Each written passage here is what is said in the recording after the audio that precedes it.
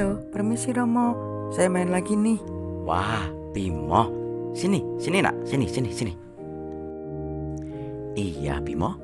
Sekarang kamu mau bertanya apa?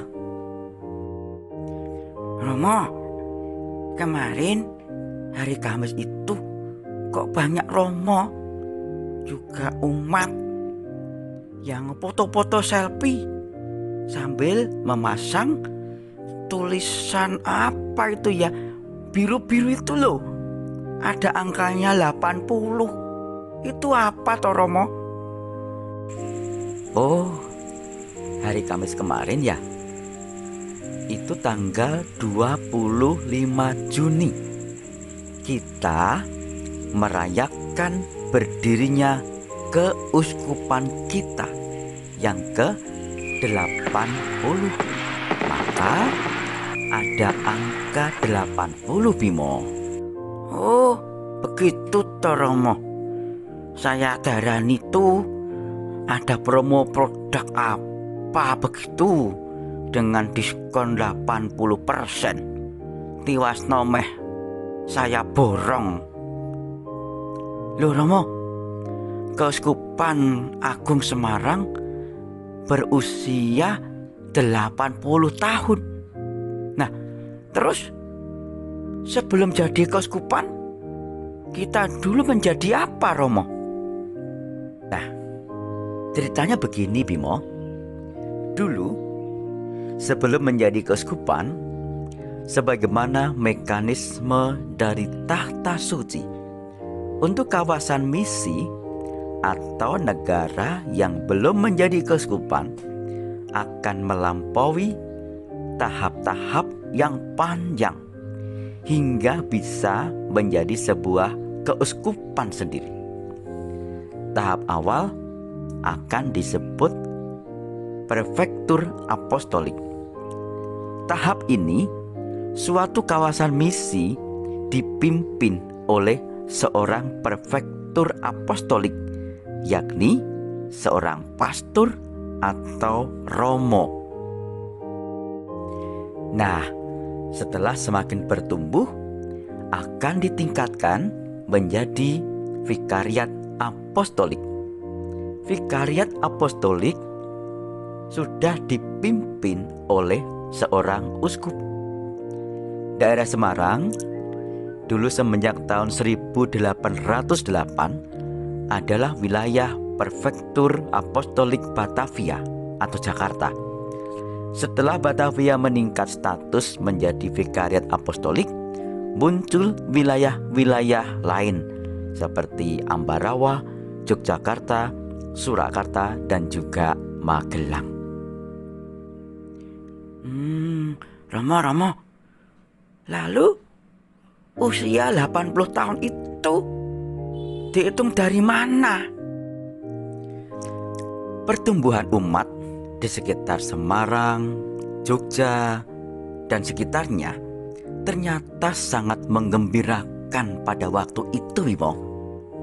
Maka tahta suci pada tanggal 25 Juni 1940 mengukuhkan wilayah Jawa Tengah, DI dan sekitarnya sebagai sebuah vikariat apostolik baru, yakni Vikariat Apostolik Semarang, dan sekaligus menganugerahkan seorang uskup baru dan uskup pribumi pertama di Nusantara sebagai pimpinan di Vikariat Apostolik Semarang, yakni Monsinyur Albertus Sugio Pranoto.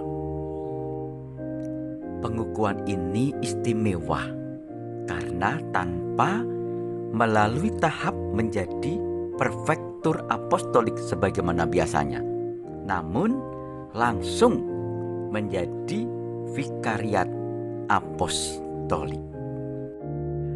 Wow, luar biasa Romo. Lah, kenapa toh Romo? Kok bisa langsung menjadi vikariat apostolik? Ya, tentunya banyak hal dipertimbangkan pastinya. Yang jelas, kita bisa menyebut aneka tonggak sejarah tumbuhnya keuskupan kita. Seperti misalnya peran Romo Van Lith dalam menyebarkan benih Kristen di Jawa Tengah dan Jogja. Sampai akhirnya tahun 1904 terjadi pembaptisan 171 orang warga Kalibawang di Sendangsono. Ini merupakan tonggak penting dalam pertumbuhan iman Kristiani di daerah kita ini. Dan ingat, Monsinyur Sugio Pranoto adalah murid dari Romo Van Lith juga. Ada satu lagi murid Romo Van Lith yang juga menjadi tokoh luar biasa pada waktu itu, yakni Bapak I.J. Kasimo. Keduanya karena kiprahnya dalam masyarakat, sebagaimana kita tahu, menjadi pahlawan nasional negara kita. Oh iya, saya ingat Romo. Di sekolah juga dikenalkan kok pahlawan-pahlawan nasional. Itu juga salah satunya ada Monsinyur Sugio Pranoto, Bapak I.J. Kasimo. Ya. Kemudian Sendangsono itu yang untuk ziarah bulan Maret itu ya Romo ya? Bener nggak? Ya, benar. Nilai 100 untuk Bimo. 25 tahun setelah digunakan untuk pembaptisan oleh Romo Van Lith, akhirnya Sendangsono diberkati sebagai tempat peziarahan oleh almarhum Romo J.B. Parentaler dari Paroki Boro. Pertumbuhan umat yang subur itu akhirnya juga menuntut kebutuhan tenaga imam yang cukup.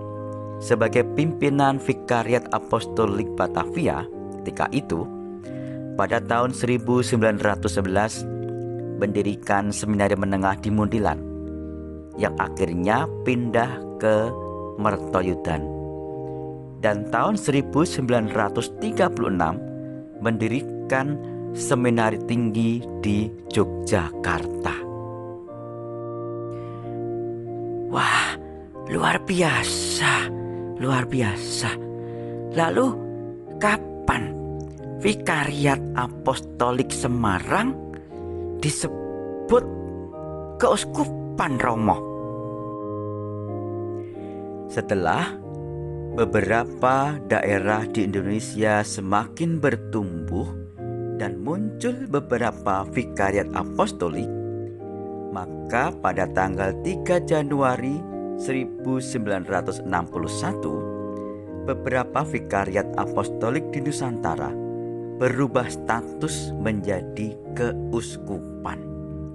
Dan Vikariat Apostolik Semarang disebut Keuskupan Agung Semarang. Maka menjadi jelas bahwa usia 80 tahun ini dihitung dari berdirinya Vikariat Apostolik di Semarang ini. Begitu, Bimo. Menjadi jelas sekarang Romo. Terima kasih Romo. Romo, saya mau pulang sekarang. Oke Bimo, pulanglah. Tapi sebelum pulang, Romo ingin bertanya.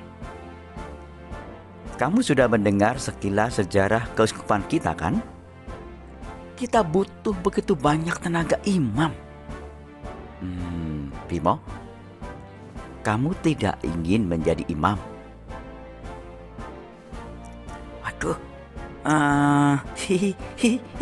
Waduh, gimana ya Romo?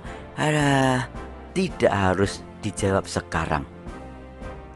Renungkanlah. Oke? Iya Romo, akan saya renungkan dan akan saya bawa dalam doa. Terima kasih Romo. Berkah dalam.